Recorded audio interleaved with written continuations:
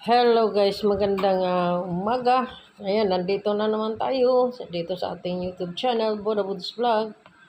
At ayan, huwag kalimutan guys, mag-share and like and comment. Ayan, mag-ano tayo ngayon? Dadalo o maglilinis tayo sa ating munting taniman. Ayan, kasi may mga ano niya guys, kasi sunod-sunod kasi yung guys.